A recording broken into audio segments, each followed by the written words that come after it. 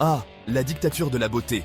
On vit dans un monde où tout le monde passe son temps à se juger sur des critères de perfection physique. Les standards de beauté sont omniprésents, et chacun essaie de se conformer à ces idéaux souvent inaccessibles. Les gens s'affament, se refont la façade avec des interventions chirurgicales coûteuses et douloureuses, et parfois se déguisent en tableaux de bord lumineux pour entrer dans le moule. Ils se couvrent de maquillage, portent des tenues extravagantes, tout cela pour être accepté et admiré. Excusez-moi d'avance, mais parler de cette tyrannie esthétique, c'est plus fort que moi. Mon syndrome de la tourette se réveille. C'est un sujet qui me touche profondément, car il révèle tant de vérités sur notre société. De voir comment les gens se laissent piéger par ces standards irréalistes, ça me rend fou. On est là pour creuser dans le quotidien, où les bourreaux de l'esthétique finissent parfois piégés par leur propre obsession. Voici 10 exemples où le karma a fait son boulot, et où la beauté a perdu la bataille du bon sens. Ces histoires montrent que la quête de la perfection peut parfois se retourner contre ceux qui la poursuivent avec trop d'ardeur. Dans une boîte industrielle, une recruteuse ultra lookée, bien maquillée comme un tableau de la Renaissance, passe son temps à descendre en flammes les gens qu'elle juge pas assez stylés. Elle critique sans cesse les apparences des autres, pensant que son propre look est irréprochable.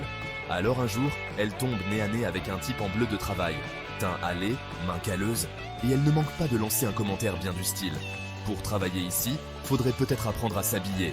Sauf que surprise, c'était le CEO incognito. Disons juste qu'elle n'a pas fait long feu dans l'entreprise.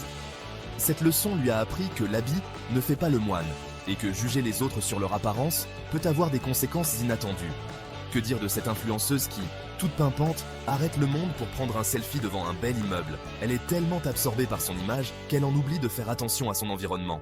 Elle recule, sourit, prend son angle, et pouf, dans une poubelle. Oui, dans une benne, et la foule qui la regarde en rigolant. La morale, peut-être qu'il faudrait se regarder moins dans l'écran et plus autour de soi, non? À force de vouloir montrer ses talons de 15 cm, une autre icône de style s'est retrouvée bien coincée entre deux pavés dans une ruelle piétonne bondée. Elle pensait impressionner tout le monde avec ses chaussures, mais la réalité l'a rattrapée. Talons plantés, impossible d'avancer, bloquant toute une file de gens pressés. Et au moment où elle commence à paniquer, un passant moqueur murmure « Les chaussures, c'est fait pour marcher, pas pour se planter. » Et voilà qu'elle devient le spectacle de la rue. Si ça, c'est pas le retour de bâton. On a tous croisé ce type qui passe son temps à gonfler ses muscles et à faire des poses de bodybuilder. Il veut montrer à tout le monde à quel point il est fort et musclé. Sur la plage, Monsieur Muscle fait son show en s'enduisant d'huile pour briller comme un glaçon.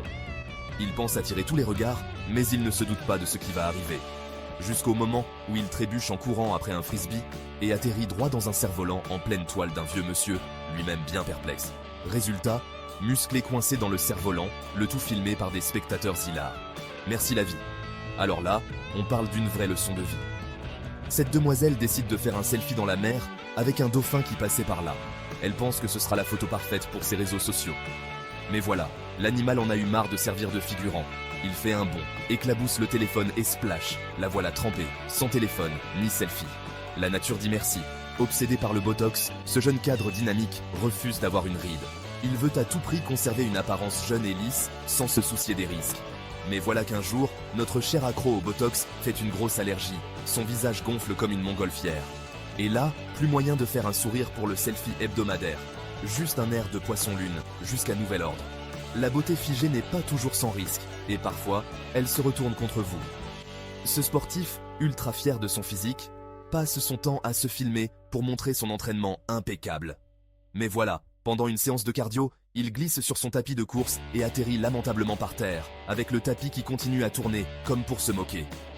Quand l'ego rencontre la gravité, ça fait des dégâts. Obsédé par les photos sous-marines, ce beau gosse plonge dans un lagon pour se prendre en photo avec les poissons.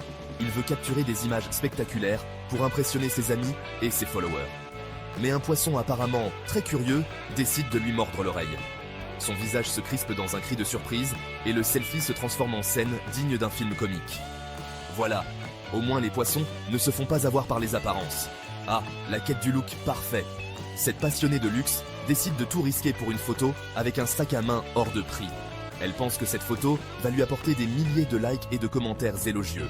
Le problème, elle prend la photo devant un ventilateur géant pour créer un effet cheveux au vent. Mais tout ce qu'elle réussit, c'est à se faire voler son sac à 5000 € par une bourrasque soudaine. Moralité, le luxe n'est pas toujours la sécurité.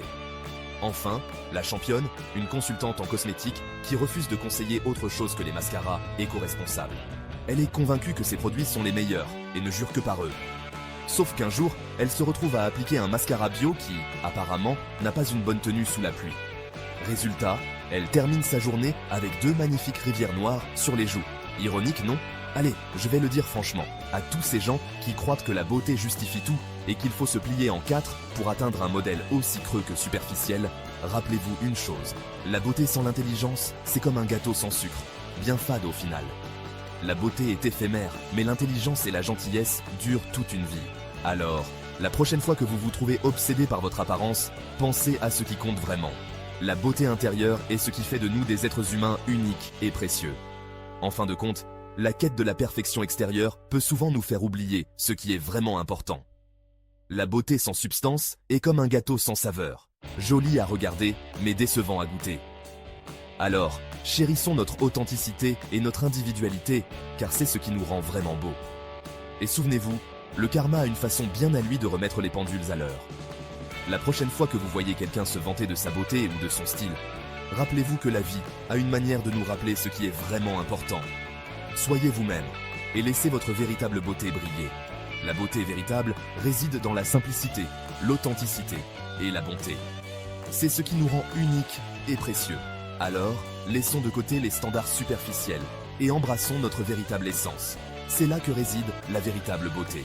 En fin de compte, ce sont nos actions, notre gentillesse et notre authenticité qui définissent notre véritable beauté. Alors, soyons fiers de qui nous sommes et laissons notre lumière intérieure briller. C'est cela, la véritable beauté. Merci d'avoir écouté et souvenez-vous, la beauté est bien plus que ce que l'on voit à l'extérieur. C'est ce que l'on porte à l'intérieur qui compte vraiment. À la prochaine et prenez soin de vous. Fine.